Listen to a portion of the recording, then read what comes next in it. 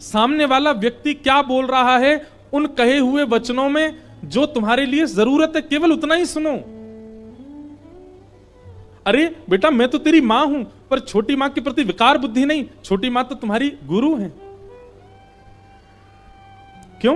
क्योंकि मैं तो तुमको केवल सत्संग कथा तक ही ले जाती हूं, मंदिर ही ले जाती हूं, पर छोटी मां उसने तो सीधे आज्ञा कर दी कि सीधे भगवान के पास ही जाओ, भगवान का जाकर के भजन करके उनको प्रकट कर लो। ध्रुव, गुरु कौन होता है? गुरु वही जो हरि सो मिलावे, गुरु वही जो हरि की राह दिखावे। वो छोटी मां तेरी कोई दोषी नहीं है, छोटी मां तेरी कोई शत्रु नहीं है, वो तो तेरी गुरु है। बेटा इस बात को ऐसे मत सोचो कि मां ने डांटा, बल्कि ऐसे सोचो कि शायद भगवान तुमसे मिलना चाहते हैं, लेकिन तुमको किसी के द्वारा कहलवाना चाहते थे, इसलिए छोटी मां का आश्रय लिया। छोटी मां के द्वारा ठाकुर जी ने तुमको संदेश पहुंचाया कि तुम मिलने आओ। ध्रुव जी महाराज के नेत्रों में छोटी मां के प्रति विकार आने ही नहीं दिया मां ने। ऐसा ही होना चाहिए माता पिता को। हम बाल्यकाल से शत्रुता क्यों सिखा देते हैं बालकों को?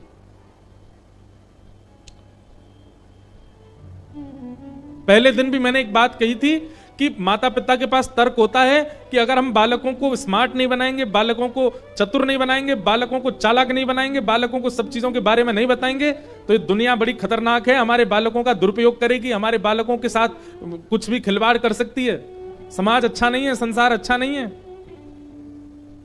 भैया हमारी एक बात सुनना, जब व्यक्ति चतुर होता है, जब व्यक्ति बुद्धिमान होता है, जब व्यक्ति श्रेष्ठ होता है, तो उसकी जिम्मेवारी वह खुद है, क्योंकि उसके पास बुद्धि है, उसके पास चतुराई है, उसके पास जानकारी है। लेकिन जब व्यक्ति भोला होता है, सीधा होता है, सरल होता है, तो उसकी जिम्मेवारी कोई और लेता है, और वो कोई और नहीं है, साक्षात ठाकुर जी हैं। ठाकुर जी जिम्मेवारी लेते हैं सरलों की, सच्चों की, निर्विकारों की।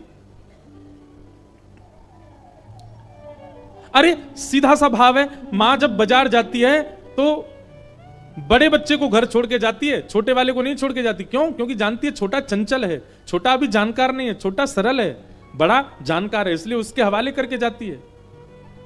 ऐसे ही ठाकुर जी, जब उनको दिखता है कि व्यक्ति बहुत चतुर बन गया, बहुत ज्ञानी है, सब कुछ है इसके पास, तो भगवान कहते हैं अपना कल्याण स्वयं कर। लेकिन जब व्यक्ति बहुत सरल है, सीधा है, सहज है, दीन है, तो ठाकुर जी कहते हैं इसका कल्याण तो मुझे ही करना पड़ेगा। बहुत सरल है, और ये सरलता उसको मां ही सिखा सकती है, ये दीनता उसको मां ही सिखा सकती है।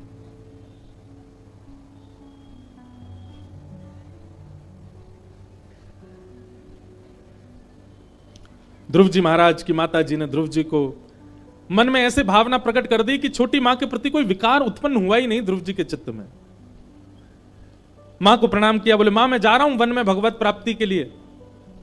और ध्रुव जी बड़ी मां को प्रणाम, अपनी मां को प्रणाम करने के बाद फिर राजभवन में गए, छोटी मां को प्रणाम किया, बोले आप मेरी गुरु हैं, आपने आज्ञा की थी कि वन में जाके भगवान का भजन, मैं जा रहा हूं मां भजन करने के लिए वन में। और 4.5-5 वर्ष के ध्रुव जी महाराज निकल गए वन में। तभी आकाश मार्ग से जा रहे नारद जी ने देखा नन्हा सा बालक वन में जा रहा है। नारद जी महाराज सामने आ गए, ध्रुव जी महाराज ने प्रणाम किया। नारद जी बोले कहां जा रहे हो बालक? ध्रुव जी बोले वन में जा रहा हूं भगवत प्राप्ति के लिए। नारद जी महाराज बोले किसने कह दिया तुमको कि वन में भगवान रहते हैं? अरे छोटे बालक, मां की गोद में बैठने का समय है, तुम वन में जा रहे हो, चलो जाओ वापस लौट करके जाओ, अपनी मां के पास जाओ, वहीं पर भोजन रोटी पाओ। वन में भगवान नहीं रहते, हिंसक जीव रहते हैं, खा जाएंगे तुमको, चलो लौट जाओ। ध्रुव जी महाराज ने थोड़ी सी भौं उठाई और नारद जी को देख करके बोले मैं चला तो जाऊंगा, लेकिन पहले ये बताइए आप कौन हो? ध्रुव जी महाराज बोले हमें दुनिया नारद कहती है, वैसे हम हरिदास वर्य हैं। एक बात सुनिएगा बंधुओं, नारद जी का नाम लेने पर आप लोग वो टीवी वाले नारद जी को मत लिया करो। अधिकतर लोगों के मन में जैसे ही नारद जी की बात आती है तो सब लोग बोलते हैं वो नारद होंगे, नारायण नारायण, वो जो टीवी में देखा हमने बचपन से। नारद जी कार्टून नहीं है, एक बात याद रखिएगा, सूत्र है, नारदो देव दर्शन। अगर ठाकुर जी आपसे मिलने का मन बनाएंगे तो उससे पहले नारद जी मिलेंगे आपसे। अगर जिसको नारद जी नहीं मिले, ठाकुर जी नहीं मिल सकते। अगर किसी व्यक्ति ने नारद जी का अनुभव नहीं किया तो निश्चित है कि उसको ठाकुर जी नहीं मिलेंगे। आप कहोगे महाराज जी नारद जी कैसे मिलेंगे, क्या पहचान है? कोई प्रशंसा वाली बात नहीं कर रहे हैं, पर यह वास्तविकता है। वास्तव में कथा सुनाने वाले, कथाओं के द्वारा ठाकुर जी का दर्शन कराने वाले वक्ता ही नारद होते हैं। यदि उनकी वाणी से, सुनो सुनो सुनो पहले बात, यदि उनकी वाणी, अब आप हमको नारद जी मत समझ लेना, यदि वक्ता की वाणी सुनकर के आपके नेत्र बंद हो गए और आपके चित्त में अपने आप ठाकुर जी की छवि प्रकट होने लग जाए, तब समझना कि इनकी वाणी नारद है। किसी की भी हो सकती है और किसी को भी हो सकती है। यहां हजारों लोग बैठे हैं, पर हजारों में सबको भगवत अनुभव हो रहा होगा नहीं, पर हां 5-6 को हो रहा होगा। और जिन 5-6 को भगवत अनुभव हो रहा, हां उनके लिए नारद हैं हम। जिसकी वाणी सुनकर के आपके चित्त में ठाकुर जी के प्रति प्रेम बढ़ जाए, ठाकुर जी के प्रति और आनंद बढ़ जाए, ठाकुर जी के प्रति और स्नेह हो जाए, समझ ना, वही नारद है। बस उनकी वाणी सुनते ही रहो। और वो कोई भी हो सकते हैं, जरूरी नहीं है मैं ही हूं। अन्य किसी वक्ता की वाणी से आपको वो अनुभव हो सकता है जो मुझसे नहीं हुआ,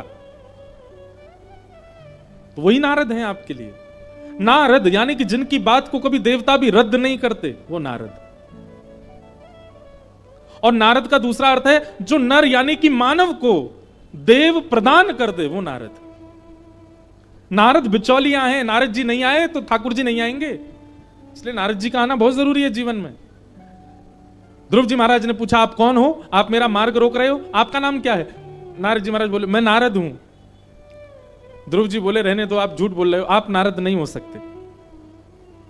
नारद जी बोले क्यों, हम नारद क्यों नहीं हो सकते? बोले मेरी मां कहती है कि भगवान बाद में मिलते हैं, पहले नारद जी मिलते हैं। आप कैसे नारद जी हो, मुझे घर जाने के लिए कह रहे हो?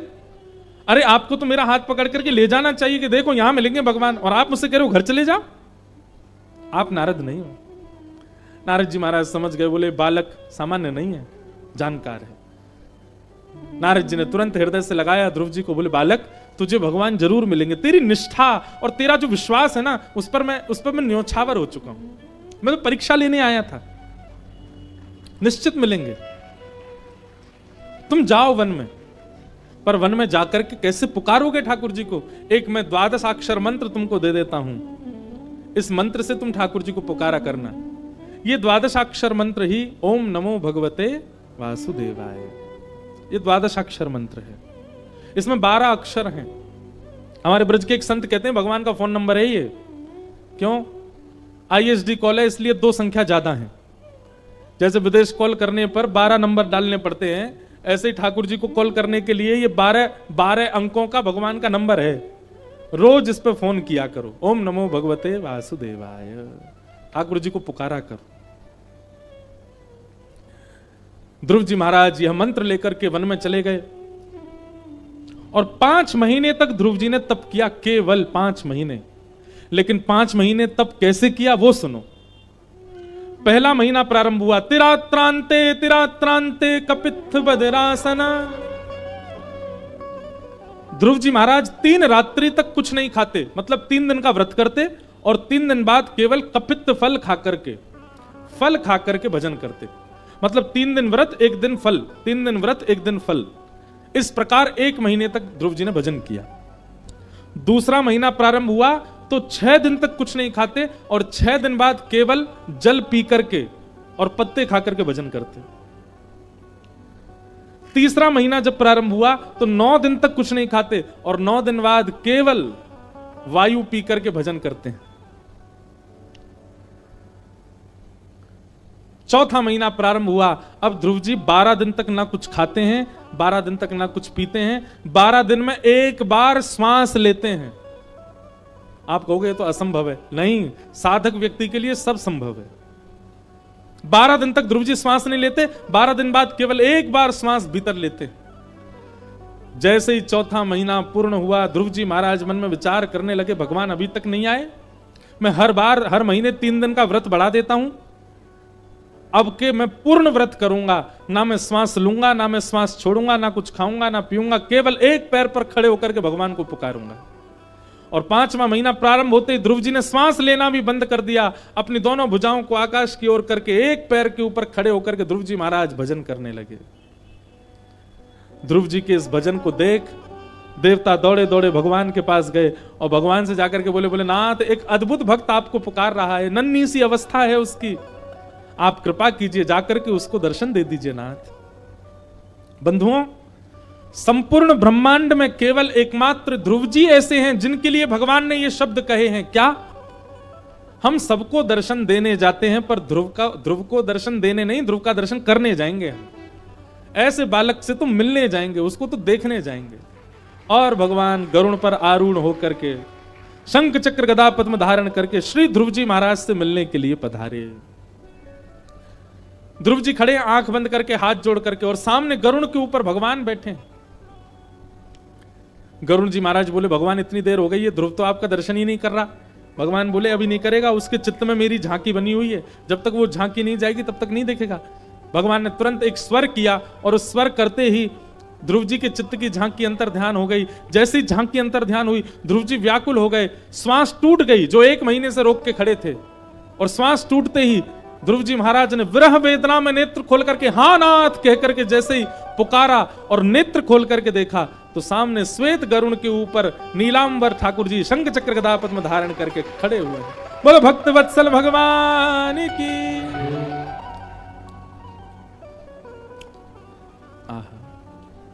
ध्रुव जी महाराज के नेत्र सजल हो गए। नन्हे से हैं ध्रुव जी, केवल 5 वर्ष की अवस्था है, छोटे छोटे हाथ हैं, छोटे छोटे चरण हैं, छोटा सा मुख है ध्रुव जी का। घर परिवार माता पिता सबसे दूर एकांत वन में खड़े हैं, सामने भगवान दर्शन दे रहे हैं।